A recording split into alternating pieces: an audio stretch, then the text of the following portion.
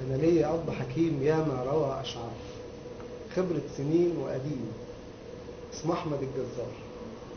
راجل تقيل راسي والبسمة ما تفرقوش، زي الجبل راسي المحنة ما تهزوش. أنا قلت له يابا ابنك صبح شاعر، بس الحياة غابة ماشي في طريق واعر. بكتب قصايد حق لكن بخاف تتقال، أحسن يقولوا لأ ويسكتوا الموال. أمرد قال يا ابني شعرك عليك تاجك، هات الكلام وابني ده الحق محتاجك.